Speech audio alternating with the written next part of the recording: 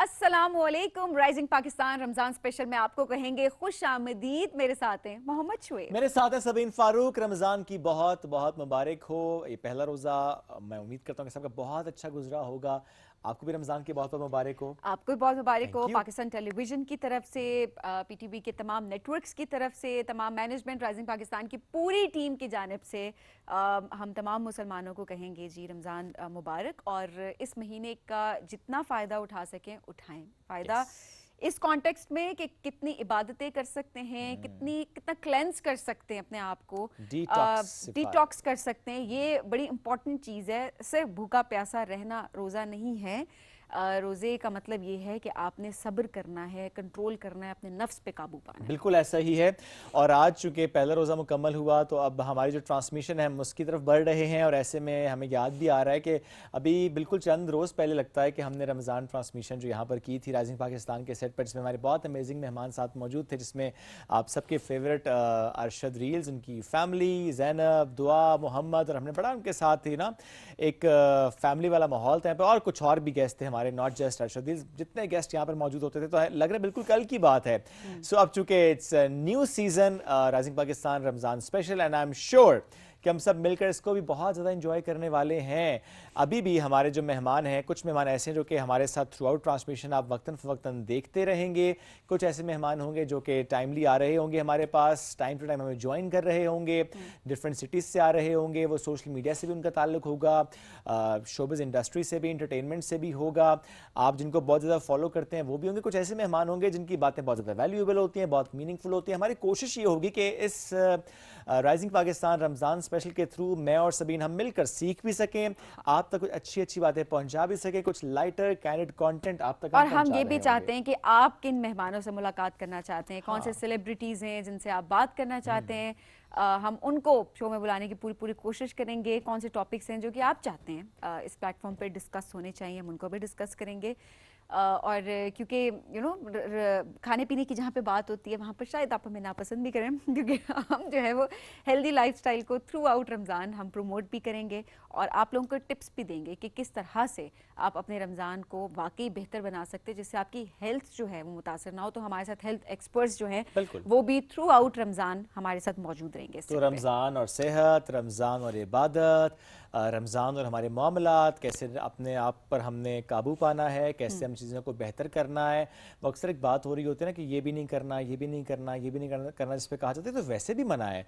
सो बात ये होती है कि हम थ्रू आउट द ईयर कुछ गलतियाँ कर रहे होते हैं, कुछ हमारी आदत ख़राब हो जाती हैं। 30 डेज तो जो है ये होता है कि हाँ, आपकी जब प्रैक्टिस हो जाती है ना यस, 30 देन यू डेज की, टेक अलोंग दोज फिर प्रैक्टिसेस। आप उन प्रैक्टिसेस को जो है वो आगे फॉलो कर रहे हो। तो ये एक बस मौका होता है हमारे पास कि किस तरह से उन्हीं टीचिंग्स को जो बिल्कुल। इस्लाम की टीचिंग्स है उनको हम कैसे अपनी ज़िंदगी में अपनी हैबिट बना सकते हैं, ताकि हम दुनिया और आखिरत दोनों संवार सकें। क्योंकि ये जितनी हैबिट्स हैं ये हमारी दुनिया भी संवारेंगे और जाहिर है फिर हमारी आखिरत भी एब्सोल्युटली। संवरेगी चूँकि इससे। रोज़े की जब हम बात करते हैं कि कैसी इबादत है कि जो कि अल्लाह ताला फरमाता है कि ये सिर्फ़ मेरे लिए, वो इसलिए भी कहा जाता है चूँकि ज़ाहिर है देखिए नमाज है या हज है, ज़कात है, बहुत सी और जो फ़र्ज़ इबादत होती हैं उससे मुताल्लिक़ हम ये कह रहे होते हैं ना कि उसमें शायद कहीं ना कहीं ये एलिमेंट आ सकता है कि जी उसमें दिखावा हो सकता है। बट रोज़ा is something, it's beautiful, at the same time it is something जिसमें आप दिखावा कर नहीं सकते, बिकॉज ज़ाहिर है कि आपके और रब के दरमियान का एक बेशक। ताल्लुक है।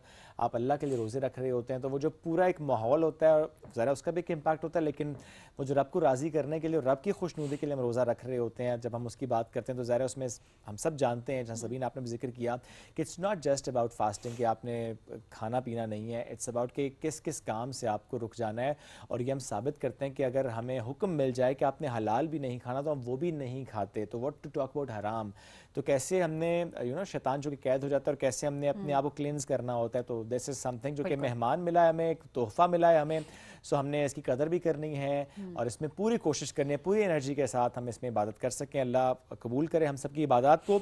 अब बढ़ना हम एक ब्रेक की तरफ, जब हम ब्रेक से वापस आएंगे तो हमारे मेहमान साथ मौजूद होंगे, उनसे हम रमज़ान से मुताल्लिक, रूटीन से मुताल्लिक बात कर रहे होंगे। तो रहिए हमारे साथ, ये है हमारा rising Pakistan Ramzan special.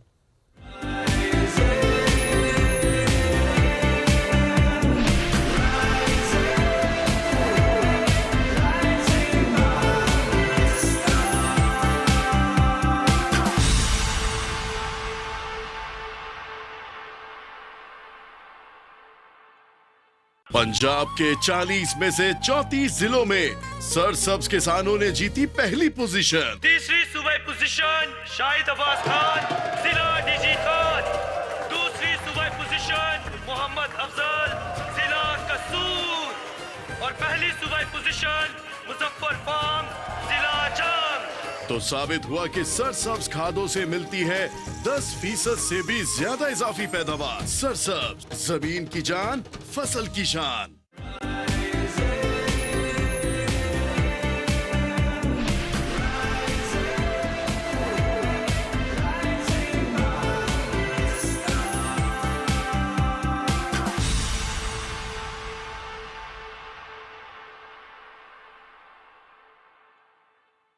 Welcome back. Rising Pakistan Ramzan special में कहेंगे खुश आमदीद। और हमारे इस प्रोग्राम में भी और आगे आने वाले बहुत से प्रोग्राम्स में कुछ अमेजिंग मेहमानों से हमने आपकी मुलाकात करानी है, जिसमें कोशिश हमारी ये है कि हम सब मिलकर अपनी रूटीन को बेहतर करने की कोशिश करें, जिसमें सहरी और अफ्तारी में जो हम खा रहे हैं और खाएंगे अहद ही कर सकते हैं, हम इरादा कर सकते हैं। चलो इरादा करना ही बहुत बड़ी बात है कि शुरू में ही जब आप इरादा कर लेते हैं तो कहीं ना कहीं इंप्रूवमेंट होती है। पहली अफ्तारी में गड़बड़ कर ली हो तो आगे क्या बनेगा? नहीं जी, पहली अफ्तारी का तो एहतमाम ही ऐसे होता है कि बस शुरुआत है, वेलकम कर। मुझे लगता है वेलकम आपको रमज़ान को पहली अफ्तारी आपको करनी चाहिए बहुत हेल्दी वे में, ताकि आपकी हैबिट डेवलप हो। It was good. कितने पकोड़े खाए थे? बस ये क्यों बताऊं, इट्स अ सीक्रेट। ओए पकोड़े के मामले में तो ये जवाब आ ही जाता है, it's a secret, but it should not be secret. आप कम खाएं, ये हमारी आज की बात है। लेकिन एनीवेज हमें चूंकि आगे कई दिनों में बात करनी है, वो सहरी से मुतालिक भी हो सकती है, अफ्तारी से मुतालिक भी हो सकती है, वो सहरी अफ्तारी के दरमियान में आप क्या करें उससे मुतालिक भी हो सकती है। लेकिन आज जो हमारा मौजूद वो है डायबिटीज़ को लेकर, चूंकि हमने आगाज़ सोचा इससे करें कि जिनको डायबिटीज़ है या जिनकी इंसुलिन रेजिस्टेंस है या अदरवाइज भी जो हम शुगर मैनेज कर रहे होते हैं, और वो लोग जो कि चाहे वो ओरल मेडिकेशन पर हैं चाहे वो इंसुलिन पर हैं, वो कैसे रमज़ान में अपनी रूटीन को मैनेज करें। क्योंकि बहुत से लोग ये करते हैं कि गलत ही करते हैं रादर, कि वो खुद से ना अंदर डॉक्टर एक बैठा होता है कि अच्छा रोज़े आ गए हैं, फास्टिंग कर रहे हैं तो अब हम नहीं लगाएंगे इंसुलिन, तो ये नहीं करना आपने। सो कौन सी गलतियाँ हैं जो हम करते हैं, कौन सी एहतियात है जो हमें करनी होती है, इस अहम मौजू पे आज हम गुफ्तगू करेंगे। हमें ज्वाइन कर चुकी हैं न्यूट्रिशनिस्ट हफ्सा नज़ीर साहिबा, उनको वेलकम करते हैं। अस्सलाम वालेकुम जी, कैसी हैं आप? वालेकुम अस्सलाम, अल्हम्दुलिल्लाह। रमज़ान मुबारक आपको, बहुत बहुत बहुत मुबारक। बहुत शुक्रिया। Thank you. सो डायबिटीज़ के लिए रमज़ान, ये रोज़े, ये रूटीन कितनी अहम हो जाती है? बहुत ज़्यादा इम्पॉर्टेंट है, क्योंकि अगर रोज़े में आप अपनी न्यूट्रिशन बैलेंस करते हैं तो फिर आप अपनी शुगर बड़े अच्छे तरीके से जो है वो मैनेज कर सकते हैं। क्योंकि जैसे ही हम फास्टिंग पे जाते हैं, 6 घंटे का टाइम होता है कि हमारी बॉडी ग्लूकोज को यूज़ करती है जो हमने खाया होता है। उसके बाद आपकी अपनी बॉडी जो है वो अपना प्रोसेस शुरू करके आपका फैट बर्न करना शुरू कर देती है, जिसे हम कीटोसिस का प्रोसेस कहते हैं। लेकिन क्योंकि डायबिटिक्स में कीटोसिस आम चल रहा होता है, क्योंकि उनकी शुगर सारी की सारी तो ब्लड में पड़ी होती है, उनका सेल भूखा हुआ होता है। वो लोग जिनकी शुगर मैनेज नहीं होती, तो वो लोग ऑलरेडी बॉडी में उनके कीटोसिस का प्रोसेस चल रहा होता है, जिसकी वजह से उनको यूरिनेशन ज़्यादा होती है और जिसकी वजह से उनका मुंह खुश्क होता है। ये सारे सिम्टम्स उनमें आ रहे होते हैं। रमज़ान एक बहुत अच्छा टाइम है फास्टिंग में, अगर वो अपने सहूर और अफ्तार को इस तरह से मैनेज करते हैं तो उनकी शुगर बहुत अच्छे तरीके से बैलेंस हो सकती है। बहुत सारे लोग अपनी शुगर जो है वो मेडिकेशन कम करके भी मैनेज कर सकते हैं, लेकिन उसके लिए सबसे पहले एक्सपर्ट ओपिनियन बहुत ज़्यादा ज़रूरी है। मैंने देखा है बहुत सारी फीमेल्स या जो ओल्ड एज हैं या जो मदर्स हैं, मेरी इवन फ्रेंड की अम्मी है, मैं देखूंगी इंसुलिन, वो बैठी होती हैं डाइनिंग टेबल पे, इंसुलिन का पेन उनके हाथ में होता है, उन्होंने रोज़ा अफ्तार होना है, 2 शरबत के ग्लास पीने हैं और फिर वो उन्होंने कहना है कि मैंने फ़ौरन से इंसुलिन लगा लेनी है, और वो भी बहुत ज़्यादा नुकसानदेह है। आपने एकदम से इस तरह से नहीं करना, क्योंकि आप जो शुगर के मरीज़ होते हैं उनमें हाइपोग्लाइसीमिया होता है जब वो मेडिसिन खाते हैं, क्योंकि सहरी में दवाई भी खाई, उसके बाद फिर सहरी की और उसके बाद फिर इतना लंबा वक्फा आया 8 से 9 घंटे का, तो उनको हाइपोग्लाइसीमिया जैसे कि शुगर उनकी लो होने के चांसेस ज़्यादा होते हैं। लेकिन उनमें रिवर्ट हाइपरग्लाइसीमिया होने के भी चांसेस बहुत ज़्यादा होते हैं। कि जैसे ही वो अफ्तारी करेंगे उसमें एकदम से खाएंगे या कार्बोहाइड्रेट्स का या शुगर का इंटेक ज़्यादा लेंगे तो एकदम से उनकी शुगर बहुत ज़्यादा बढ़ेगी। ऐसे में सॉरी आपको कट करी हूँ, बट हमने अक्सर देखा है कि जो शुगर पेशेंट होते हैं, हर घर में कहीं ये एक्सपीरियंस हुआ होगा कि रोजे के दौरान उनकी शुगर लो हो गई कि वो मतलब बेहोशी की कंडीशन में है और जल्दी से चीनी लाई जाती है या हाँ जी। पानी में ढेर सारी चीनी mix मिला के करके, जी। एकदम उनको पिलाई जाती है और उसके बाद वो एक्टिव हो जाते हैं और वो ठीक हो जाते हैं। Is it dangerous? ये डेंजरस भी है। दूसरा, डायबिटिक्स ज़रूरी नहीं है कि हाइपोग्लाइसीमिया की वजह से ही उनकी तबीयत ख़राब हुई हुई हो, क्योंकि शुगर में और बहुत सारी रीजंस होती हैं जिसकी वजह से पेशेंट लो फील करता है। आपको पता है कि आज sugar level less than 65 is considered as hypoglycaemia. 65 से नीचे शुगर गई है तो आपकी बॉडी हाइपोग्लाइसीमिया में गई, अदरवाइज आपको हाइपोग्लाइसीमिया नहीं है। और हमारे यहाँ डायबिटिक्स में कंसेप्ट ये है, वो डाउन होते हैं अपनी बीमारी की वजह से, क्योंकि शुगर ब्लड में पड़ी होती है, सेल में नहीं जा रही होती और हमें एनर्जी सेल में चाहिए होती है। सेल में लेके जाने के लिए हमारी इंसुलिन काम कर रही होती है। तो डायबिटिक्स लो इसलिए फील करते हैं, सारी शुगर तो ब्लड में पड़ी हुई है, सेल लिथार्जिक है, तो वो इस वजह से लो फील करते हैं और डिफरेंट सिचुएशन की वजह से उनको उनकी तबीयत खराब हो सकती नहीं, है। लेकिन उस टाइम पे क्या करें? उस टाइम पे अगर किसी की जो है वो शुगर लेस देन 65 आ रही है तो खजूर एक सबसे अच्छा सोर्स है कि वो खजूर लेना शुरू कर दें। इसके साथ शहद एक बहुत अच्छा सोर्स है, क्योंकि अगर आप 1 से 2 चम्मच चीनी ले रहे हैं, इसका मतलब आप इतने ग्राम कार्बोहाइड्रेट ले रहे हैं, उसके बाद 2 से 3 घंटे के बाद दोबारा आपकी शुगर कितनी ज़्यादा जाएगी और उसके बाद उतना ज़्यादा आपको इंसुलिन का रिस्पॉन्स चाहिए। अच्छा। तो उसमें आपने जो है सबसे पहले पेशेंट को एक घर में बना हुआ ORS दे देना है। उसमें 1 चम्मच शहद और ½ टीस्पून से भी कम आपने लेमन सॉल्ट और 1 टीस्पून लेमन डाल के आपने उसको इलेक्ट्रोलाइट का जो है वो एक सोल्यूशन बना के दे देना, ताकि वो ले, जिसकी वजह से उसकी हाइड्रेशन मेंटेन हो जाएगी, बजाय ये कि आप उसको 2 से 3 चम्मच जो है वो चीनी दें। उसके बाद जो है वो डायबिटिक्स के लिए अपने सहरी और अफ्तारी मैनेज करना बहुत ज़्यादा ज़रूरी है। सहरी में अपने फिजिशियन से मिलें, न्यूट्रिशनिस्ट से मिलें, मशवरा करें, अपना डाइट प्लान एक डिस्कस करें, उसके बाद आप अपनी मेडिकेशन कम कर सकते हैं। लेकिन अफ्तारी में भी आपने उसको बहुत अच्छे तरीके से मैनेज करना है। सहरी में जो पहला स्टेप है वो 3 चीज़ें हैं जो शुगर को बहुत अच्छे तरीके से कंट्रोल करती है। उसमें सबसे पहले तो हमारे किचन में मौजूद है दालचीनी, सिनामन। सिनामन को आप स्टिक की फॉर्म में लेना चाहें, आप पाउडर की फॉर्म में लेना चाहें, आप उसको कावे की फॉर्म में लेना चाहें, बहुत ज़्यादा इफेक्टिव है आपकी शुगर को मेंटेन करने के लिए। सिनेमन, दालचीनी बहुत अच्छा इसका इफेक्ट आता है। पोस्ट जो है वो हाइपरग्लाइसीमिया को कंट्रोल करने के लिए बहुत सारे क्लिनिकल ट्रायल्स हैं जो इसको प्रूव करते हैं। आपने सिंपल ये करना है कि पानी में दालचीनी मिला के रमज़ान में सहरी में लेना शुरू कर देनी है। सेकेंड स्टेप, मेथी दाना अमेजिंग है फॉर डायबिटिक्स। आप उसको किसी योगर्ट में मिला के स्मूदी बना के ले सकते हैं, आप उसको पीस के अपनी रोटी में मिला के ले सकते हैं, आप उसको लस्सी में ग्राइंड करके ले सकते हैं। किसी भी फॉर्म में आपकी शुगर को कंट्रोल करने के लिए, इंसुलिन रेजिस्टेंस को कंट्रोल करने के लिए बहुत ज़्यादा इफेक्टिव है। और उसके बाद तीसरी चीज़ जिसे हम बहुत ज़्यादा इग्नोर करते हैं, इसबगोल हस्क। हमारे यहाँ ये सोचा जाता है कि सिर्फ जिनको कॉन्स्टिपेशन होगी या जिनका पेट खराब होगा वही लेंगे, लेकिन इसबगोल हस्क में बहुत अच्छा सॉलेबल और इनसॉलेबल फाइबर का कॉम्बिनेशन है जो हमारी बॉडी में इंसुलिन की रेजिस्टेंस को कंट्रोल करता है, पोस्ट प्राइंडल गैरेनिन हार्मोन को हमारी बॉडी में रिलीज करता है और पोस्ट प्राइंडल हमारे ग्लूकोज लेवल्स को कंट्रोल करने में हेल्प करता है। वो कहते हैं रोज नहीं भी लेना चाहिए, उसकी वजह ये है कि आपकी बॉडी डिपेंडेंट हो जाती है उस पे, वो नेचुरली फंक्शन नहीं करती। जी, मैं बताती हूँ कि इसबगोल लेने से ये है कि जब हम फाइबर की एक मिकदार से ज़्यादा लेना शुरू करते हैं तो हमारी बॉडी में आयरन और कैल्शियम जो है वो कम होना शुरू हो जाता है। आम जो रूटीन में सभी मैं और आप हैं, हमें जो फाइबर रिकमेंडेड है वो 20 से 25 ग्राम पर डे फाइबर की डोज रिकमेंडेड होती है।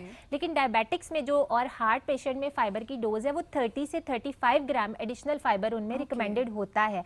अगर वो लेंगे तो इसमें उनको बहुत ज़्यादा पॉजिटिव इफेक्ट आता है, क्योंकि जितना ज़्यादा फाइबर लेंगे उतना ज़्यादा ग्लूकोज कंट्रोल होगा।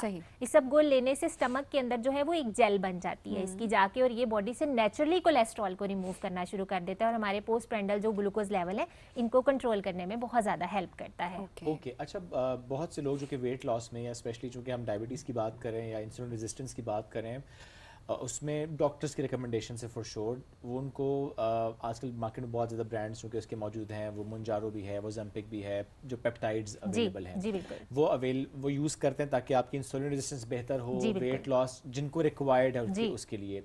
रमज़ान में भी क्या रिकमेंडेड है, इसी को कंटिन्यू करना चाहिए, उसका क्या इम्पैक्ट होता है? अच्छा, ये जो जितने भी जैसे मोंजेरो है या सिग्लूटाइड है, सीमाग्लूटाइड है, ये सब के सब इनका बहुत ज़्यादा पॉजिटिव इम्पैक्ट भी है बॉडी पे, क्योंकि अगर आप वीकली, वो डिपेंड करता है कि आपने डोज क्या लेनी है। जैसे 0.25 mg है, 0.5 mg है, 0.75 mg है, तो ये आपकी बॉडी में जो है वो इंसुलिन की सेंसिटिविटी को इम्प्रूव कर रहा है। ये आपको हाइपोग्लाइसीमिया नहीं करता। ठीक है। आपके हेपेटिक हिपैटिक ग्लूकोज को कंट्रोल करता है, एक लेवल तक बैलेंस करने में आपकी हेल्प करता है। बहुत सारे लोग जब ये सोचते हैं कि ये एक मेटफॉर्मिन है, ग्लूकोफेज या कुछ इस तरह की मेडिकेशंस हैं, जैसे ये अभी आपने बात की जितने भी सीमाग्लूटाइड हैं कि ये शुगर को लो करते हैं, शुगर को लो बिल्कुल नहीं करते। ये आपकी इंसुलिन की सेंसिटिविटी को इम्प्रूव करते हैं, हिपैटिक ग्लूकोज को मेंटेन करते हैं, आपकी स्टमक एम्प्टिंग को लेट कर देते हैं कि आपने इसको लगाया है, आप कोई खाना खाएंगे वो थोड़ा सा डिलेड आपके मैदे को छोड़ेगा, आपको भूख थोड़ी सी देर से महसूस होगी। तो इसका बहुत ज़्यादा पॉजिटिव इम्पैक्ट है।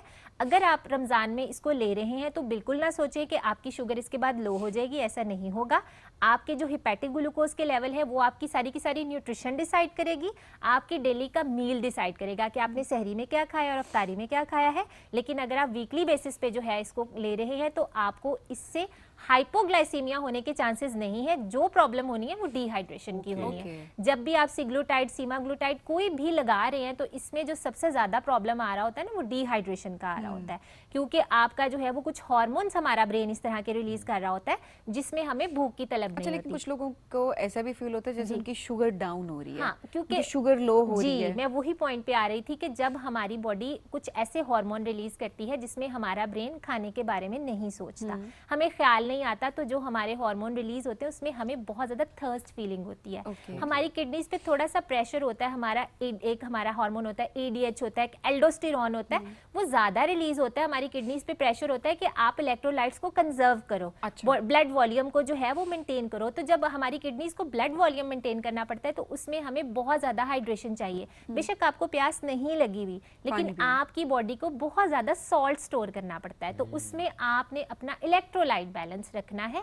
जैसे आपने निमकोल वाला पानी या घर में नींबू पानी नमकीन बना के या शहद वाला नींबू पानी, हाइड्रेशन बढ़ानी है। वो लोग जो ये इंजेक्शंस लगा रहे हैं वो कोशिश करें कि नॉर्मली अगर कोई 8 से 10 ग्लास पी रहा है तो वो 10 से 12 ग्लास जो है वो पानी को, जो अपनी हाइड्रेशन को मेंटेन करे। अदरवाइज ये इंजेक्शंस आपकी शुगर लो नहीं करते।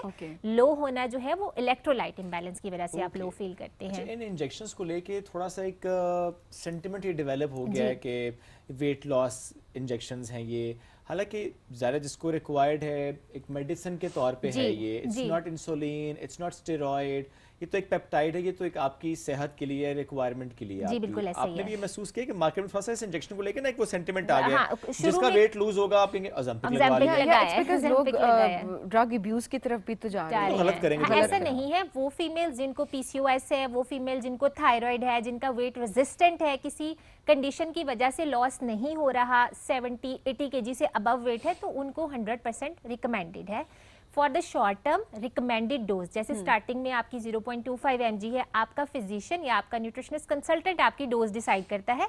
उसके बाद 0.5 mg की डोज जो है वो रिकमेंडेड है। इसने काम सिर्फ इतना करना है कि आपकी बॉडी में इंसुलिन की सेंसिटिविटी को इंप्रूव करना है, हिपैटिक ग्लूकोज को कंट्रोल करना है, ट्राइग्लिसराइड्स नहीं बनने देने, खाना खाने का आपको ख्याल नहीं रहता ज़्यादा, मतलब जो आप बहुत ज़्यादा मील खाते हैं आपका पोर्शन साइज कंट्रोल हो जाता है। अदरवाइज ये इंजेक्शंस के कोई मैजिकल रिजल्ट्स नहीं होते। अगर आप इस एक्सपेक्टेशन के साथ मोंजेरो या सीमाग्लूटाइड या सिग्लूटाइड लगा रहे हैं कि ये लगाने के बाद आपका कोई 40-50 kg वेट लॉस हो जाएगा, वो नहीं होता। एक जगह पे आके स्टक होता है, लोग जो कहते हैं ना स्टक होता है, वो हो जाता है। इनके जितने भी क्लिनिकल ट्रायल्स हैं उसमें जो मंथली वेट लॉस है वो तो सिर्फ 2 to 3 kg है इनके साथ, बाकी तो सारा का सारा रोल आपकी न्यूट्रिशन और आपका लाइफस्टाइल प्ले कर रहा है। वो ऑटोमेटिकली आपको जो भूख नहीं लग रही या आपका दिल नहीं कर रहा तो वो ऑटोमेटिकली आपकी डाइट कंट्रोल हो गई है, जिसके थ्रू आपका वेट लॉस हो जाता है। लेकिन ये कि डायबिटिक्स को भी रिकमेंडेड है, लेकिन इसको सिर्फ और सिर्फ वेट लॉस के लिए यूज ना करें, इस पर्पस के लिए कि आपको कोई प्रॉब्लम नहीं है, आपकी बॉडी में इंसुलिन रेजिस्टेंस नहीं है, आप ये एक्सक्यूज बना रहे हैं कि मैं खाना पीना कंट्रोल नहीं कर सकता।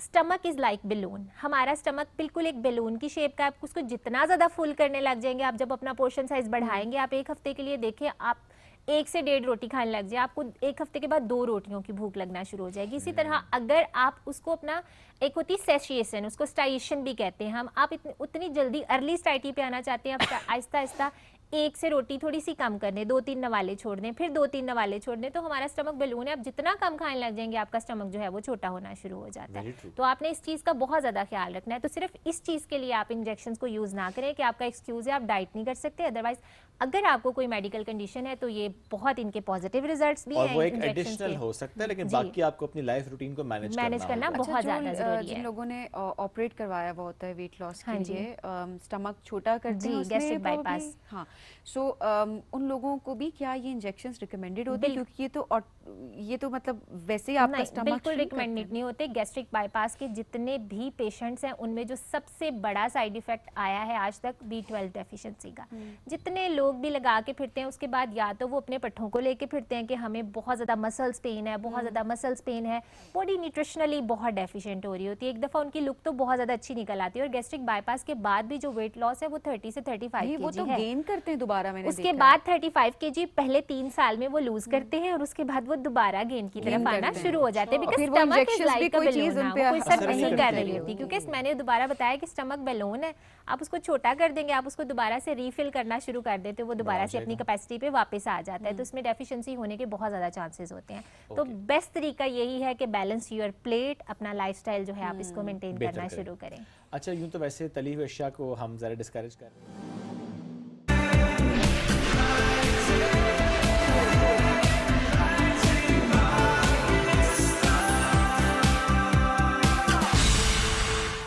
तू भी ना बजा तू भी ना बजा तो निरा होता ही हार अच्छा, वैसे सोहेल साहब ये हमारी हमारे अंदर ये चीज़ है कि हम दूसरे मुल्क में जाएंगे, हम उनके कवानीन बहुत स्ट्रिक्टली फॉलो करेंगे और मैं अपना भरा नहीं हुआ हूँ करेंगे। इन चीजों से। मैंने सारी जिंदगी पूरी दुनिया फिरी है, कोई अल्लाह के फजल से ऐसा को बर आज़म ऐसा नहीं है जहाँ मैं नहीं गया हुआ, हर जगह फिरा।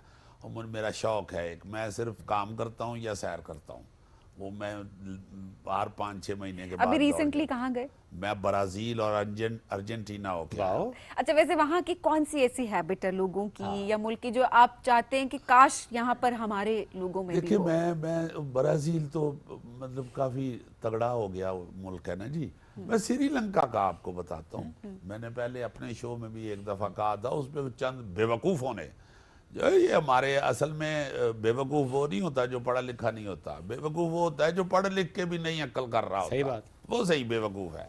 ये तो अनपढ़, वो तो चलो ला इल्मी में कर रहा है, इल्म पास होते हुए बेअमल है, वो असल में है बेवकूफ़, अनपढ़, जाहिल।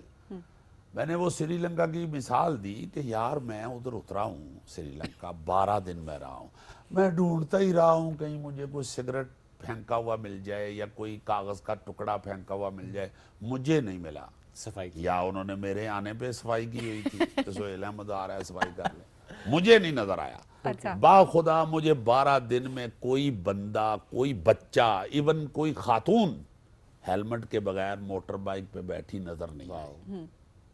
इधर हमारी खवातीन कहती है ना, हेयर स्टाइल खराब हो जाता है, यहाँ उधर खराब हो ना हो हेलमेट के बगैर मोटर बाइक पे नहीं बैठ सकते। नहीं, यहाँ दूसरा मसला भी है, वो मर्द भी कहते हैं हमारे साइज का हेलमेट ही नहीं है। हाँ, नहीं मेरे साइज का मिल जाता तो मेरे नालों बड़ा सिर मेरा हाल है, घट होने थे। तो मसला ये है कि कानून पे अमल किया जाए। ये जितने भी ममालिक हैं, अब मैं सोचता हूँ कि यार श्रीलंका कई दफ़ा यहाँ पे सुनते थे ये डिफॉल्ट होने वाला है, ये है वो है, उसके बावजूद वहाँ कितना सुकून है, सिविक सेंस है। यार मैंने किसी बंदे को 12 दिन ऊंचा बोलते नहीं देखा। ओके। मैंने इतनी बारीकी से वो देखा, ओए होता है ना हमारी गलियों मोहल्लों में, आजी दे, वो ऊंचा ऊंचा आवाजें दे रहे होते हैं, हंस रहे होते हैं, जो कि इखलाकन नहीं ठीक बात, इखलाकन नहीं ठीक। ये गोरा नहीं कहता, ये हमारा लीडर कहता है, ये रसूल पाक सल्लल्लाहु अलैहि वसल्लम का फरमान है। धीमे लहजे में सारी जिंदगी बात की है, आहिस्ता आवाज से हंसे हैं, ऊंचा कहकहा नहीं लगाया। ये सारी चीजें जो हैं ये अल्लाह पाक ने उनके जरिए हमें सिखाई थी। तो हम आज बैठ के ना जी किसी प्रोग्राम में जो इतना गुस्सा चढ़ता है, ये गोरों की क्यों मिसाल देते हैं? अपनी मिसाल की। हमारे पास तो उम्र है रजी अल्लाह ताला अन्हु, हमारे पास तो उम्र है। हुकूमतों की अगर मिसाल देनी है, अगर आपने कानून की पासदारी की मिसाल देनी है तो हजरत उमर की दें, मत इंग्लैंड अमेरिका की दें। बेशक, उससे ज्यादा बेहतरीन हुकूमत तो कायनात में आनी ही नहीं है कभी बेशक, भी। बेशक। ऐसी प्यारी हुकूमत, ऐसी प्यारी हुकूमत, ऐसे ऐसे अजीब वाकयात। देखे ना, एक ही जुमले में आप ये सोच लें कि क्या हुक्मरान हुए हैं कि दरियाए फरात के किनारे भी अगर कोई कुत्ता भूखा मर गया तो मुझे उमर से पूछा जाएगा। ये एक फिक्रे में बता दिया है कि हुकूमत क्या होनी चाहिए। बेशक। तो इससे बड़ी मिसाल ही नहीं है। फिर इखलाकी हवाले से भी यार रसूल पाक सल्लल्लाहु अलैहि वसल्लम इतने जुल्म बर्दाश्त करके भी अगर एक शख्स इखलाक के दायरे से बाहर नहीं निकल रहा तो इससे बड़ी मिसाल क्या है? कोई मिसाल नहीं। आज हम एक दूसरे को गाली गलोच करके गंदी गालियां, माओ बहनों को गालियां दे रहे हैं, और फिर हम कहते हैं कि नहीं जी अगर आपने गाली नहीं दी उनको तो आप तो ठीक ही नहीं है। और यार क्या कर रहे हो? सही बात है। क्यों इनको देख रहे हो? क्यों इधर इन आम लोगों को देख रहे हो? खास को देखो, और खास एक ही है हमारे लिए, बेशक। और रसूल पाक सल्लल्लाहु अलैहि वसल्लम, उनको देखो उन्होंने क्या बिहेव किया है, हर चीज कैसे बर्दाश्त की है। गाली गलोच, नौजुबिल्ला नौजुबिल्ला बहुत नौजुबिल्ला, बहुत कॉमन है। ऐसी बदजुबानी, ऐसे ही है। क्या क्या लफ्ज नहीं उनके लिए कहे गए। नौजुबिल्ला, अल्लाह पाक माफी दे दे हमें, अल्लाह पाक माफ कर दे। उसके बावजूद बेहतरीन इखलाक, बेहतरीन जुबान, बेहतरीन रवैया अपने अमल से, अपने अमल और से। भाई रमजान ये सिखा रहा है कि आप बेशदीद गुस्से में भी हैं तो आपको जुबान पे कंट्रोल करना वेरी पड़ेगा। ट्रू। आप शदीद भूख में हैं तो आपको अपने मैदे पे कंट्रोल करना पड़ेगा। नफ्स पे काबू रखना है। जी, आपको देखिए इज़्दवाजी हवाले से, हर खाने लिहाज पीने से। के हवाले से आपने रोकना है अपने आप को रमजान के महीने में, ये आपको बर्दाश्त सिखाता है। और इसी चीज को फिर आपने थ्रू आउट द ईयर आपने लेकर चलना होता है। That's what Ramzan is. जी जी जी। और सारी हमारी यार चीजें, आप ईद उल ज़ुहा ले लें, हम कुर्बानी कर रहे हैं बकरों की, नुमाइश सी हमने लगाई हुई है, एक दूसरे को दिखाने के लिए हमने लाइनें लगाई हुई हैं बाहर निकाल के जानवरों की, और फिर एक दूसरे को फख्र से ये बताना चाह रहे होते हैं, बताना अपना होता है तो दूसरे को कह देते हैं कितने बकरे की तेरी ऐद की, तो फिर मैंने तो इतने किए हैं, ताकि बताने का तरीका है मैनू ना। भी हुण पूछ यस। कि तुमने कितने की। और सही ये भी बात है। सवाल कितने का लाए हो? हाँ, मेरा मतलब है कि बिला ये- मतलब के सवाल। तो ये कुर्बानी जो है, अगर हम जिसकी सुन्नत पूरी कर रहे हैं, जो सुन्नत हम जिस अमल की पूरी करना चाह रहे हैं, वो अमल तो देखो और यार। फिर जाहिर है गोश्त फ्रीज करने का नाम भी नहीं है कुर्बानी के नाम पे होए, कि आप फ्रीज होए, कर दें, आप बांटना है। डिस्कशन को नहीं जी, सुहेल ये साहब, तो हम सारा continue कुछ करेंगे। बात की बात है ना, ये तो सारा कुछ जो बात पहले की हम बात कर रहे हैं वही ये है unacceptable क्या? बेटा ले गए हैं, और कितनी देर बाद पैदा हुआ बेटा, ज़ईफी में पैदा हुआ बेटा, रब ने कह दिया है कि जो तुम्हें सबसे प्यारी चीज लगती उससे है, कुर्बान उसकी कुर्बान करो मेरे रास्ते में। और फिर शैतान जो है वो पकड़ रहा है, बेटे को भी बाज कर रहा है, ओए ना कर, तो बेटा पत्थर मार रहा है उसे, शट अप कॉल दे रहा है, नहीं मेरे बाप को रब ने हुक्म किया है। ये है कुर्बानी, बिल्कुल। कि अपनी अपनी सबसे अजीज चीज हम तो अल्लाह की राह में अपनी मसनूई सी इज्जतों के हवाले से और मसनूई सी आप गैरत और इज्जत बना के तो गालियां एक दूसरे को दे रहे हैं। ये कोई इज्जत तो- गैरत हम तो वो है सुहेल जो साहब- आपने रब के हुक्म के मुताबिक कायम कर। ज़ाहिर है इखलाक की तरबियत नहीं हो रही तो फिर सारी इबादत कबूल करने वाली हाँ। उसकी ज़ात है, लेकिन इस्लाम तो कहता है कि हर चीज़ की इम्प्रूवमेंट के लिए ही इस तरह के इवेंट्स, इस तरह की चीज़ें जो हैं वो क्रिएट की गई हैं। सुहेल साहब, डिस्कशन को हम कंटिन्यू करेंगे, हम बढ़ेंगे एक ब्रेक की जाने, ब्रेक से वापस आएंगे तो ज़रा सुहेल साहब से पूछेंगे कि क्या कभी चिड़ी रोज़ा रखा बचपन की यादें, या कहते हैं ना अटपैरा रोज़ा जिसको बोलते थे कि बगैर भूखे पेट रोज़ा रख लेना, कुछ ऐसी यादें। और ये भी उन पे कि बात की- पहलवानों के शहर से ताल्लुक है, तो पहलवानों के शहर में सहरी अफ्तारी कैसे होती है और सहरी कैसे होती है, ये जानेंगे इस ब्रेक के बाद। रहिए हमारे साथ।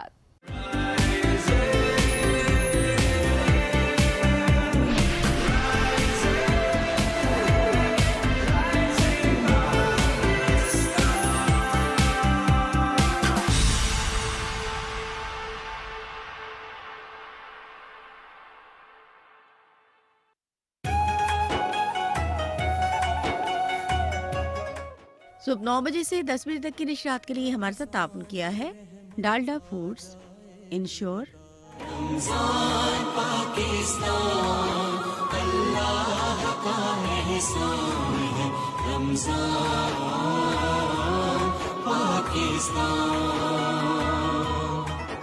जहाँ किसी का दस्तरखान रंगों और लवाजमात से भरा है तो कोई रात की बची हुई रोटी भी बांट बांट कर खा रहा है।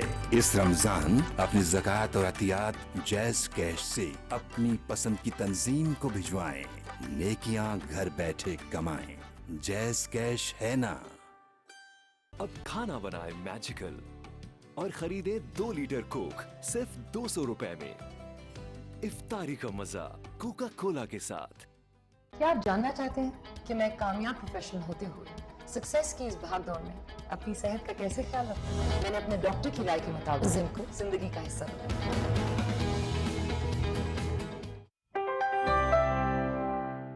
हर इफ्तार टेबल पे है उस खास लम्हे का इंतजार। सुबह सुबह किसी खास चाय का तो इंतजार था। आई नो, अफ्तारी पूरी कहाँ होती है इसके बगैर। एवरी डे की चाय सुकून आ जाए। From Nestle.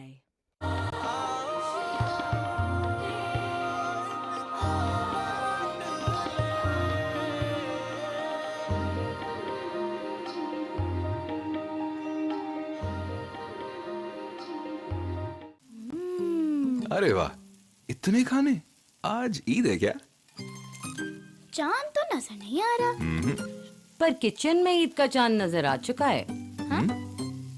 क्योंकि डालडा की कीमत अब पूरे 75 रुपए कम। अब हर किचन में ईद, क्योंकि डालडा दे रहा है पूरे 75 रुपए की शानदार बचत। मेरे किचन में तो ईद आ गई। और आपके? जहाँ किसी का दस्तरखान रंगों और लवाजमात से भरा है तो कोई रात की बची हुई रोटी भी बांट बांट कर खा रहा है। इस रमजान अपनी ज़कात और अतियात जैज़ कैश से अपनी पसंद की तंजीम को भिजवाएं, नेकियां घर बैठे कमाएं। जैज़ कैश है ना। आज पूरा जहान देख लेगा कि हमारी रियासत पर जो भी हमला करता है हम मुझसे कैसे हिसाब लेते हैं। अयाज पाशा जिंदान का मजा चखेंगे। हम बारबरोसा के आखिरी सिपाही को खत्म करने तक लड़ेंगे। अगर मैं चाहूँ तो एक चरवाहे को पाशा बना दूं। क्या इसकी खबर सुल्तान को नहीं है? अपने मकसद की अहमियत को जानता हूँ मैं। आज के बाद मैं किसी पर भी रहम नहीं करूंगा। मेरा भी उन लोगों से कोई ताल्लुक नहीं जो मुश्किल में पीछे हट जाते हैं। वो तोपों वाला जहाज कहाँ है? तोपें पायतख्त से बाहर नहीं जाएंगी। तोपें तैयार करो जी, हम तजर्बा करेंगे।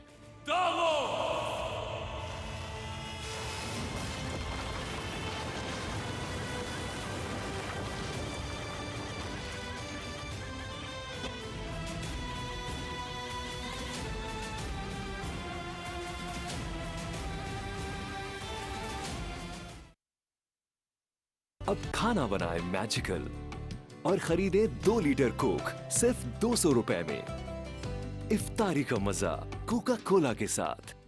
पेश है तलो रमजान स्पेशल पैक, वो भी 50 रुपए की शानदार बचत के साथ। तो अब बनाएं पूरे रमजान मजेदार और एक्टिव एनर्जी से भरे खाने। कोई भी कैसा भी पुराना गद्दा लाओ और डायमंड सुप्रीम फोम का नया ब्रांड न्यू मैट्रेस धनाधन ले जाओ।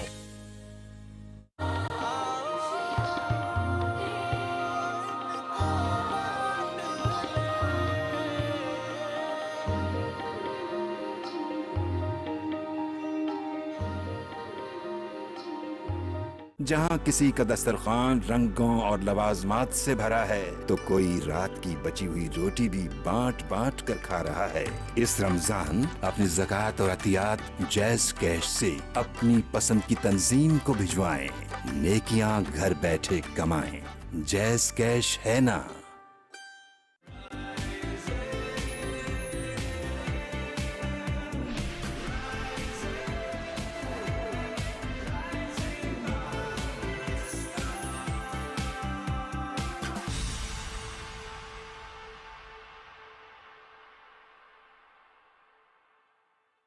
Welcome back. Rising Pakistan Ramzan special में एक बार फिर कहते हैं खुश आमदीद। सुहेल अहमद साहब साथ मौजूद हैं। ब्रेक पर जाने से पहले भी जिस तरह गुफ्तगू हम कर रहे थे, क्योंकि असल में समझना है रमज़ान को, रोज़े को, उसकी रूह को, इस इबादत को, उसकी एसेंस को, कैसे इसको लेकर हमने through out the Ramzan and after Ramzan लेकर चलना होता है। लेकिन जिस तरह हमने ब्रेक पर जाने से पहले जिक्र किया था कि थोड़ा सा बचपन की यादों पर भी आज हम बात करेंगे, तो लेट्स आस्क हिम, वो जो सरीन आपने भी कहा ना चिड़ी रोज़ा, चिड़ी रोज़ा, हाँ, तो let's ask him this question. Suhail साहब, चिड़ी रोज़ा रखा था? नहीं, मुझे चिड़ी रोजा नहीं याद। ओके, मुझे सीधा ही रोजा याद है। सीधा सीधा। और बड़े ही बचपन में अल्हम्दुलिल्लाह अल्हम्दुलिल्लाह अल्लाह ताला की मेहरबानी माशाल्लाह। और घर के एक माहौल ज़ाहिर है। ये भी अल्लाह ताला की मेहरबानी होती है कि वो आपको ऐसा एटमॉस्फेयर मिल बिल्कुल जाए। बिल्कुल। मेरी वालदा मोहतरमा, अल्लाह ताला उनको जन्नतुल फिरदौस में अल्लाह मुकाम अता फरमाए। उन्होंने ना जी, हम छोटे छोटे थे, आजकल की माओं को मैं अपनी माओं बहनों बेटियों को ये भी कहना चाहूँगा कि थोड़ा सा हम बच्चे को ज़्यादा नाजुक सा समझते हैं। ये बच्चे को मजबूत करने वाली चीज़ें हैं। ये इबादात जो है ना जी हमारी, मैं ये समझता हूँ कि हमारी सारी इबादात शख्सियत को मजबूत भी करती है। और ख़ास तौर पे जो रमज़ानुल मुबारक महीना है, ये आपकी औलाद को, आपके बच्चों को इंतहाई मजबूत बनाता है। इसलिए बग़ैर किसी टेंशन के, डर खौफ के बच्चों को रोज़ा रखाएं। रसूल पाक सल्लल्लाहु अलैहि वसल्लम के हुक्म के मुताबिक उनकी जो एज मुकर्रर है उस पे करें, तो उस पे फ़ौरन शुरू कर दें। कोई ऐसी बात नहीं है। और बच्चे ये मत सोचें कि मेरा बच्चा कमज़ोर है, इसने स्कूल जाना है इसलिए नहीं। भाई हमने स्कूल भी गए हुए हैं, सारा कुछ किया हुआ, रमज़ान के रोज़े रख के अल्हम्दुलिल्लाह। और इससे मुश्किल ज़िंदगी अल्लाह होती ताला थी। के फजलो करम से, अल्लाह ताला की मेहरबानी से मुझे नहीं याद कभी भी रोज़ा छोड़ा। माशाल्लाह। कभी भी और अब तो नहीं। इतनी आसानी है, अब तो गाड़ियां हैं, अब तो स्कूल पहुंचना भी आसान है, हाँ, हम लोग सहूलत है। पैदल जाते थे। 3-4 किलोमीटर दूर था हमारा स्कूल। अभी हमारे तो आई घर थिंक से। बच्चों की प्रैक्टिस के लिए मौसम भी बड़ा अच्छा है, तो इसलिए इतना मसला भी नहीं है बच्चों का। हाँ, और मुझे ना जी ये भी याद है, ये चिड़ी रोज़े से मुझे याद आया कि मैं छोटा सा था ना जी, मैंने रोज़ा रखा हुआ था। इतना मुझे पक्का पता है कि रोज़ा मैंने रखा हुआ था और मुझे शदीद भूख लग रही थी, शदीद भूख। तो अम्मा ने ना वो